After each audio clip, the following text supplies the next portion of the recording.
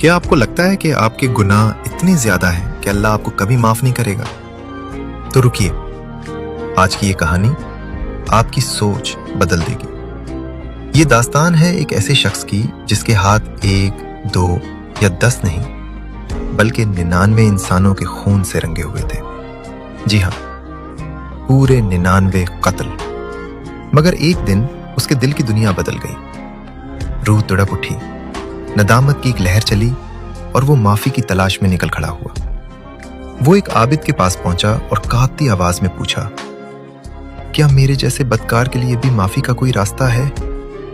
میں نے 99 لوگوں کی جان لی ہے۔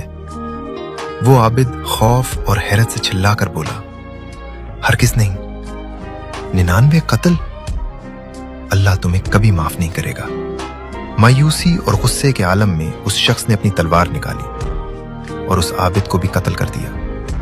اب گناہوں کی تعداد پوری 100 ہو چکی تھی، مگر اللہ کو اس کی توبہ منظور تھی۔ وہ پھر نکلا ایک سچے عالم کی تلاش میں۔ جب اسے ایک عالم دین ملے تو اس نے پھر وہی سوال دہرایا، کیا 100 خون کرنے والے کی توبہ مقبول ہو سکتی ہے؟ عالم نے بڑے پیار سے جواب دیا، ہاں، تمہارے اور توبہ کے درمیان بھلا کون دیوار بن سکتا ہے؟ اللہ کی رحمت تو گناہوں کے سمندر سے کہیں بڑی ہے۔ عالم نے اسے مشورہ دیا کہ یہ گناہوں والی بستی چھوڑ دو اور نیک لوگوں کے شہر کی طرف ہجرت کر جاؤ، وہاں جا کر اللہ کی عبادت کرو۔ وہ شخص پرنم آنکھوں کے ساتھ نیکی کی بستی کی طرف چل پڑا۔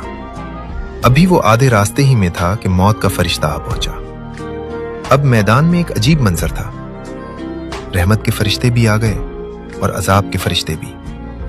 دونوں میں بحث شروع ہو گئی۔ عذاب کے فرشتوں نے کہا، اس نے زندگی بھر کوئی نیکی نہیں کی، یہ جہنم کا حقدار ہے۔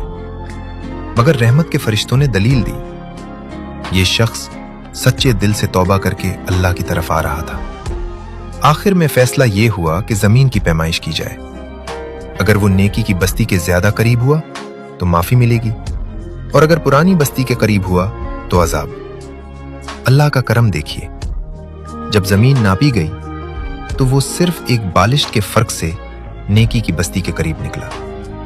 اللہ نے زمین کو حکم دیا کہ سکر جا، اور اس سو قتل کرنے والے کو صرف ایک سچی ندامت کی وجہ سے معاف فرما کر جنتی بنا دیا۔